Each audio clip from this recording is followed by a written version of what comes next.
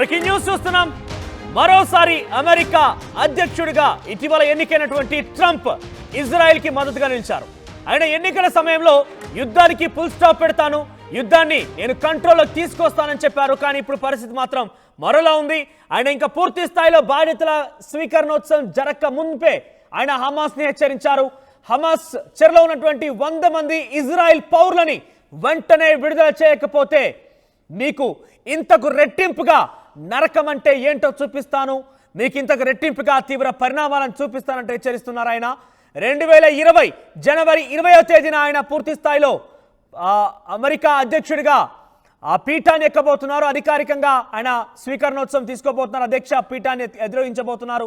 ఆ లోగా గనక అటు హమాస్ ఇజ్రాయెల్ పౌరులను విడుదల చేయకపోతే గనక నరకం చూస్తారంటూ హెచ్చరిస్తున్నారు ట్రంప్. గతంలో ఎప్పుడూ కూడా చూడనటువంటి పరిణామాల్ని చూడాల్సి వస్తుంది. ప్రస్తుతం హమాస్ని ఏ స్థాయిలో అయితే ఉందో అంతకు రెట్టింపుగా బాధపడాల్సి వస్తుందంటూ హెచ్చరిస్తున్నారు. ఆయన ఇజ్రాయెల్కి తన సంపూర్ణ మద్దతునిచ్చారు. ఇజ్రాయెల్ సంబంధించినటువంటి 100 మందికి పైగా ఆ పౌరులని బందీల్లో ఉన్నటువంటి ఆ వ్యక్తుల్ని విడుదల చేయకపోతే హమాస్ పై డెఫినెట్గా తీవ్రమైనటువంటి పరిణామాలు ఉంటాయంటూ హెచ్చరిస్తున్నారు ఆయన. గతంలో జో బైడెన్ కూడా ఇజ్రాయెల్కి ఏకంగా మాటల రూపకంగా మద్దతు ఇవ్వడమే కాకుండా తన యొక్క అణ్వాయుధాలని అన్ని రకాల ఆయుధాలని అన్ని రకాలని కూడా సమకూర్చి ఇజ్రాయెల్కి తోడుపాటుగా నిలిచాటు ఇరాన్, హమాస్, లెబనాన్, సిరియాలపైన జరిగేటువంటి దాడిలో సంపూర్ణ మద్దతునిచ్చారు. గతంలో ఇరాన్ ఇజ్రాయెల్ పైన దాడి చేసే సమయంలో కూడా జో బైడెన్ ఇదే తరహాలో ఇరాన్ని హెచ్చరించారు.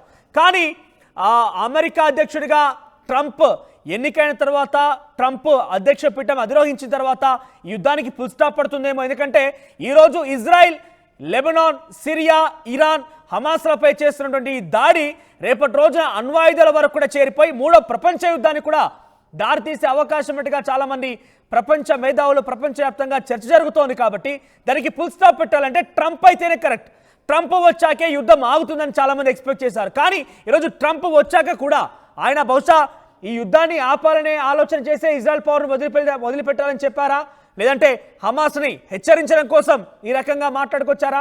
ఏదేమైనా కూడా ట్రంప్ యుద్ధానికి ముగింపు పలికితేనే బాగుంటుందనేది అటు ప్రపంచవ్యాప్తంగా చర్చ, మరోవైపుగా అందరి యొక్క ఆకాంక్ష కూడా. లేదంటే ఈ పర్యావసనం, ఈ యొక్క దేశాల యుద్ధానికి సంబంధించిన పర్యావసనం ఇతర దేశాలపై ప్రభావం చూపించడమే కాకుండా రేపటి రోజున 3వ ప్రపంచ యుద్ధానికి కూడా దారితీసే అవకాశం కూడా ఉంది. ఈ నేపథ్యంలో ట్రంప్ వస్తే మార్పు జరుగుతుందని చాలామంది ఎక్స్పెక్ట్ చేశారు. బహుశా ఈరోజు ట్రంప్ మాట్లాడిన మాటల్లో కూడా ఇజ్రాయెల్కి సంబంధించి వారి పోరాటం అంతా వారి పౌరులని బందీ చేసింది హమాస్ అనే విషయంలోనే. కాబట్టి హమాస్ కనుక ఆ బందీలని, ఇజ్రాయెల్కి సంబంధించిన పౌరులని బందీలుగా ఉన్న వారిని కనుక విడిచిపెడితే ఇకపైన ఇజ్రాయెల్ హమాస్ పైన దాడి చేయకుండా ఉంటుంది.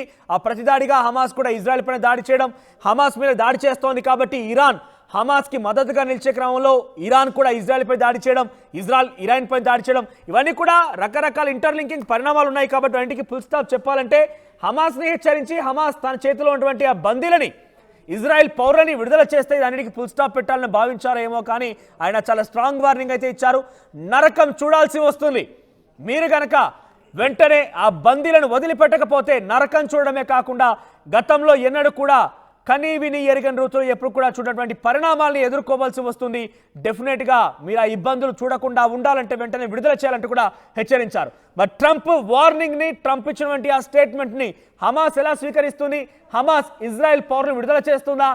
ఏం జరుగుతుందో చూడాలి. ఒకవేళ కనుక నిజంగానే విడుదల లేకపోయినట్టే కనుక ఇజ్రాయెల్ డెఫినెట్గా ఆల్రెడీ హమాస్ మీద కక్షపూరితంగా ఉంది. హమాస్ పైన ఇప్పటికీ వరుసగా దాడులు చేస్తూనే ఉంది.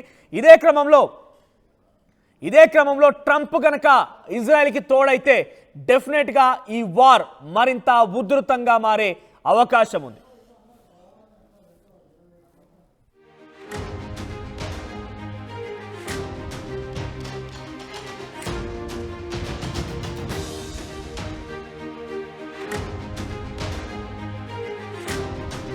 మరిన్ని వీడియోస్ కోసం ఛానల్ ని సబ్స్క్రైబ్ చేయండి. లేటెస్ట్ అప్డేట్స్ కోసం వాట్సాప్ ఛానల్ ని ఫాలో అవ్వండి. అండ్ లింక్ డిస్క్రిప్షన్ లో ఉంది.